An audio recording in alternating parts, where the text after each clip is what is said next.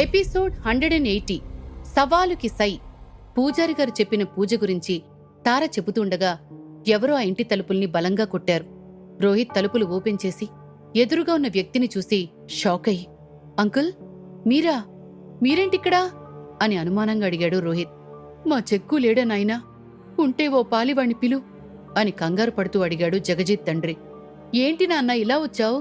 ఎందుకు కంగారు పడుతున్నావు అని బయటికొస్తూ అడిగాడు జగజిత్. నాయనా జగ్గు, మీ అమ్మకి పానం బాలేదురా, వెళ్ళి ఎవరినైనా డాక్టర్ని తీసుకురా అని చెప్పాడు జగజిత్ తండ్రి. అమ్మకేమైంది నాన్నా? నేను వచ్చేటప్పుడు బాగానే ఉంది కదా, పనికి కూడా బయలుదేరింది అని కంగారు పడుతూ అడిగాడు జగజిత్. ఏమో నాయనా, ఉన్నట్టుండి కడుపు నొప్పి అని పడిపోయింది.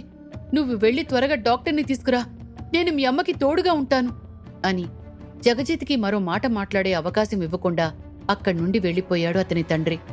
ఏం జరుగుతోందిక్కడ? పూర్తి ఆరోగ్యంగా ఉన్న మా అమ్మకి సడన్ గా హెల్త్ పాడవడమేంటి అని భయపడుతూ అడిగాడు జగజిత్. ఆడవాళ్లకి కడుపు నొప్పి వచ్చింది అంటే దానికి 100 కారణాలుంటాయి. నువ్వెక్కువగా ఆలోచించకుండా డాక్టర్ని తీసుకుని మీ ఇంటికి వెళ్ళు అని కోల్డ్ వాయిస్తో చెప్పాడు రోహిత్. మరి మీరు అని అనుమానంగా అడిగాడు జగజిత్. మేమందరం పూజారి గారి దగ్గరికి వెళ్తాం. ఈ గుర్తు ఈ ఇంటి మీద పడినప్పుడు నువ్వు లోపల లేవు కాబట్టి నీకు ఎటువంటి ప్రమాదం రాదు, ధైర్యంగా వెళ్ళు అని నమ్మకంతో చెప్పింది తార. వేరే ఏదైనా సిచ్యువేషన్ అయితే జగజిత్ వెళ్లేవాడు కాదు. కాని ఇప్పుడు వాళ్ళమ్మ ఏ పరిస్థితుల్లో ఉందో తెలియకపోవడం వల్ల డాక్టర్ దగ్గరికి వెళ్లాలనుకుంటున్నాడు. జగజిత్, ఒక్క క్షణం ఆగు అని వెళ్లబోతున్న అతన్ని ఆపి, చంద్ర, నువ్వు వాడికి తోడుగా వెళ్ళు. నువ్వు శివంగి కొడుకువు కాబట్టి నీకు కూడా ఎటువంటి ప్రమాదం రాదు. మీరిద్దరూ గుడికి రాకపోయినా పర్వాలేదు అని ఏదో ఆలోచిస్తూ అన్నాడు రోహిత్. లేదు రోహిత్, వీళ్లు కూడా మనతో పాటు రావాలి. జగజిత్, వీలైతే గుడికి రావడానికి ట్రై చేయండి అని చెప్పి వాళ్ళిద్దరినీ అక్కడ్నుంచి పంపించేసింది తార. ఇంక మనం గుడికి బయలుదేరదామా తారా అని కంగారు పడుతూ అంది అమూల్య. వెళ్లే ముందు దానికి కావలసిన కొన్ని వస్తువులు తీసుకోవాలి అంటూ తన గదికి వెళ్లి 2 నిమిషాల తర్వాత తన బ్యాగ్తో బయటికొచ్చింది తార. ఇంకందరూ కాళీమాత గుడికి బయలుదేరుతుండగా సడన్గా వాతావరణం మారిపోయింది. ఈదురుగాలులు బలంగా వేస్తున్నాయి. ఆకాశాన్ని నల్లటి మేఘాలు దుప్పటిలా కప్పేశాయి. ఉరుములు మెరుపులతో వర్షం కుండపోతగా మొదలైంది. ఆ ఈదురుగాలికి వాళ్ళ ఇంటి ముందున్న మర్రి చెట్టు వేళ్లతో సహా లేచి వాళ్ల గుమ్మానికి అడ్డుగా పడిపోయింది. ఇదంతా కనురెప్ప మూసి తెరిచే లోపల జరిగిపోయింది. ఏంటిది రోహిత్ అని ఆ గాలికి ఎగిరిపోకుండా తలుపు చెక్కని పట్టుకుంటూ అడిగింది తార. ఇదంతా ఆ శివంగి పనే అయ్యుంటుంది. మనల్ని గుడికి వెళ్లకుండా ఆపాలనుకుంటోంది. మనం త్వరగా గుడికి వెళ్లకపోతే మనల్నిక్కడే చంపేస్తుంది అని కంగారు పడుతూ అన్నాడు రోహిత్. ఇప్పుడు గుడికి ఎలా వెళ్తాం రోహిత్? ఈ ఈదురుగాలులు, ఇంటి ముందు పడిపోయిన ఆ మర్రి చెట్టు, వీటన్నింటినీ దాటుకుని ఎలా వెళ్తాం? ఇప్పుడు మనం బయటికి వెళ్తే దారిలోనే చచ్చిపోతాం అని వణుకుతున్న కంఠంతో అన్నాడు విక్కీ. అలా అని ఇంట్లోనే కూర్చుంటే ఆ శివంగి చంపేస్తుంది కదా విక్కీ. ఇప్పుడు మనం రిస్క్ చేయకపోతే మనం అందరం చనిపోతాం అని భయపడుతూ అంది అమూల్య. రోహిత్కి తారకి ఏం చెయ్యాలో అర్థం కావడం లేదు. క్షణక్షణానికి భయంకరంగా మారిపోతున్న వాతావరణాన్ని చూస్తూ అడుగు ముందుకు వేయలేకపోతున్నారు. ఏదో ఒకటి చెప్పండి రా అని ఆ గాలికి ఎగిరిపోకుండా గోడని పట్టుకుంటూ అరిచాడు విక్కీ. ఈ పరిస్థితుల్లో మనం బయటికి వెళ్లడానికి కుదరదు.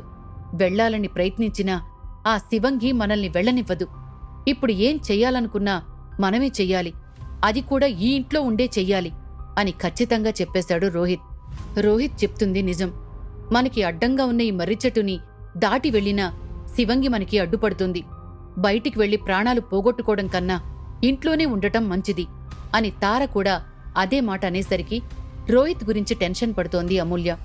అలా అనుకుతారా, శివంగికి కూడా మనం ఇంట్లోనే ఉండడం కావాలి. ఇప్పుడు మనం ఇంట్లోనే ఉంటే తనకి మనల్ని చంపడం మరింత ఈజీ అయిపోతుంది అని భయపడుతూ చెప్పింది అమూల్య. లేదమూల్య, నేనలా జరగనివ్వను. పూజారి గారు మనతో ఏ పూజ చేయించాలి అనుకుంటున్నారో నాకు తెలుసు. దాన్ని మనం ఈ ఇంట్లోనే చేద్దాం.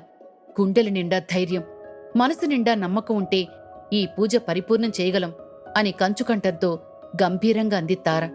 పూజారి గారి మీద, తార మీద ఉన్న నమ్మకంతో అమూల్య ఇంట్లోనే ఆ పూజ చేయడానికి ఒప్పుకుంది. తార ఆ పూజకి కావలసిన అన్ని ఏర్పాట్లు హాల్లో చేసేసింది.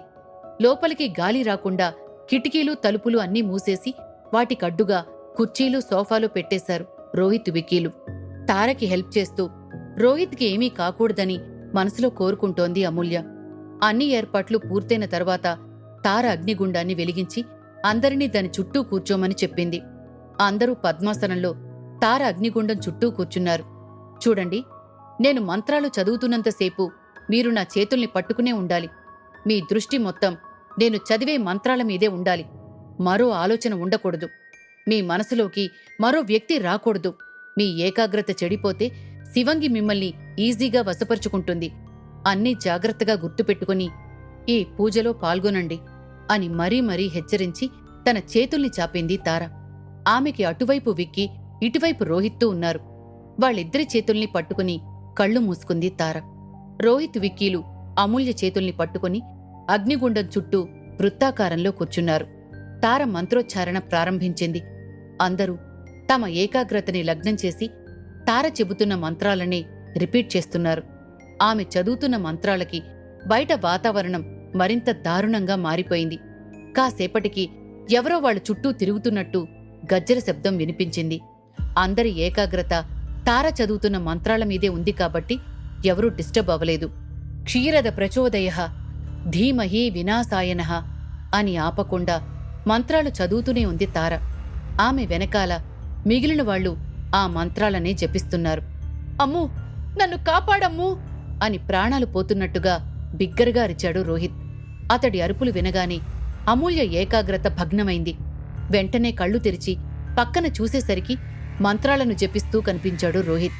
ఇదంతా శివంగి మాయ అని తెలుసుకున్న అమూల్య ఒక్కసారిగా షాక్ అయింది. సరిగ్గా అప్పుడే ఎవరో తలుపులు కొడుతున్నట్టు అనిపించడంతో తన చేతుల్ని రోహిత్ దగ్గర నుండి విడిపించుకుని బయటికొచ్చింది అమూల్య. మరోవైపు డాక్టర్ ఇంటి బయట ఎదురుచూస్తున్న జగజిత్ కుండపోతగా కురుస్తున్న వర్షాన్ని చూస్తూ, ఏంట్రా ఈ వర్షం ఇప్పుడిలా పట్టుకుంది? మనం ఇక్కడికొచ్చి ఇప్పటికి 5 అవుతోంది. అవతల మా అమ్మకి ఎలా ఉందో తెలీదు. ఒక పక్క రోహిత్ వాళ్ళకి ఏమైందో తెలియడం లేదు అంటూ తల కొట్టుకున్నాడు జగజిత్. భయపడకురా, నాకు రోహిత్ మీద పూర్తి నమ్మకం ఉంది. వాడు ఉండగా ఎవ్వరికీ ఏమీ కాదు అని రోహిత్ మీద ఉన్న నమ్మకంతో చెప్పాడు చంద్ర.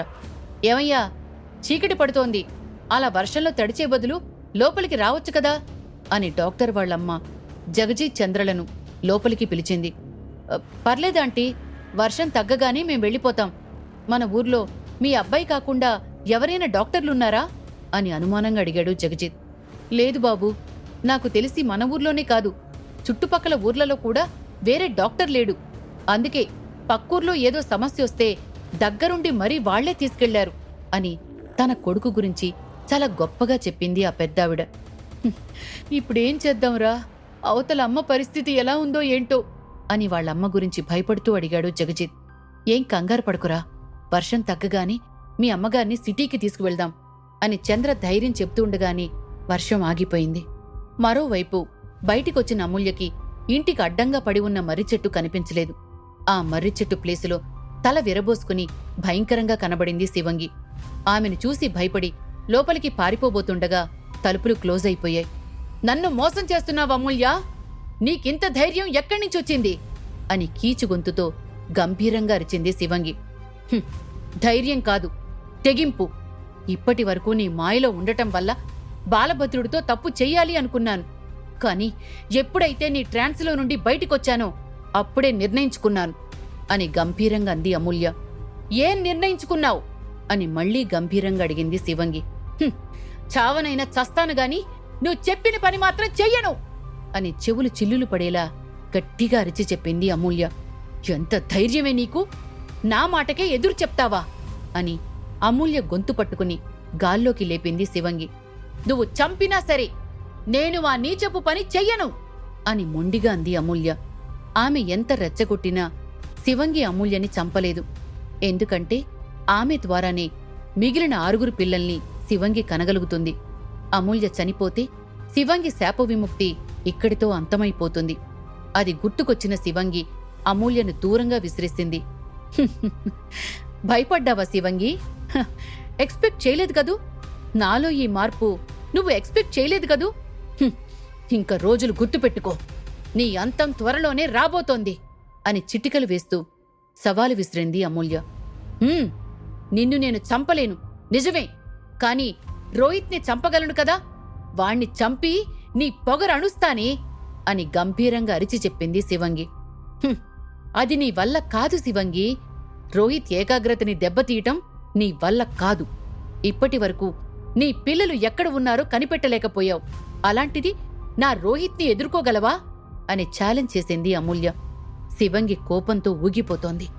ఆమె కళ్లల్లో కోపం అమూల్యకి స్పష్టంగా కనిపిస్తోంది.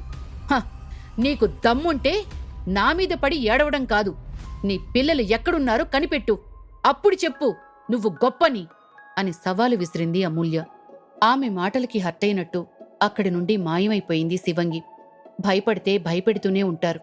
ఒక్కసారి ఎదురు తిరిగితే మన ముందు కొమ్ములు తిరిగి ఉన్న పొట్టేల్ని కూడా ఒంటి చేతితో మట్టి కరిపించవచ్చు అని తనలో తాననుకుంటూ తన ధైర్యానికి మురిసిపోయింది అమూల్య. లోపలికొచ్చేసరికి తార తన పూజని సగం వరకు పూర్తి చేసి బయట నుండి వస్తున్న అమూల్యని చూసి షాకయింది.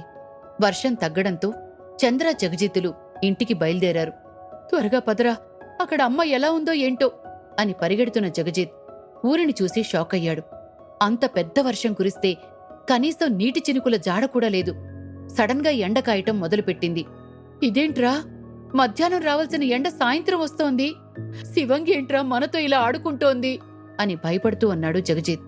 వీటి గురించి ఆలోచించకుండా ముందు ఇంటికి పద అని విశ్వనాథ శాస్త్రి ఇంటిని దాటి వెళ్లబోతుండగా లోపల నుండి ఆయన బయటికొచ్చి, రే లంబూజంబూ, ఎక్కడికెళ్తున్నారా అని కాస్త వెటకారంగా అడిగారు విశ్వనాథ శాస్త్రి. అమ్మకి ఒంట్లో బాలేదంట బాబాయ్, నాన్న చెప్పాడు, ఆమెకి మందులు తీసుకుని వెళ్తున్నాను అని చెప్పాడు Jagjit.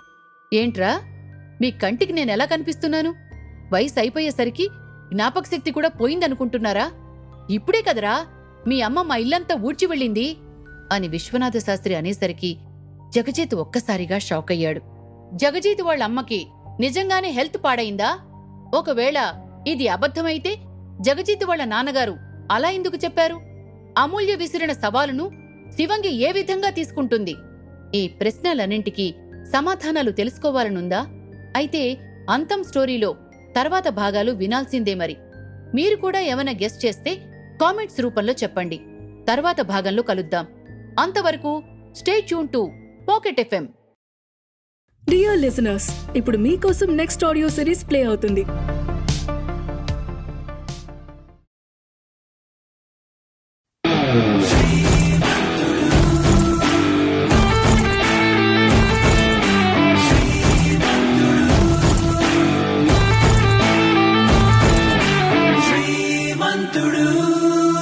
Episode number 1, flavoured condoms. జోరుగా పడుతున్న వర్షాన్ని ఏమాత్రం లెక్క చేయకుండా ఫాస్ట్ గా బైక్ మీద వెళ్తున్నాడు కిషోర్. అప్పుడే ఫోన్ రావడం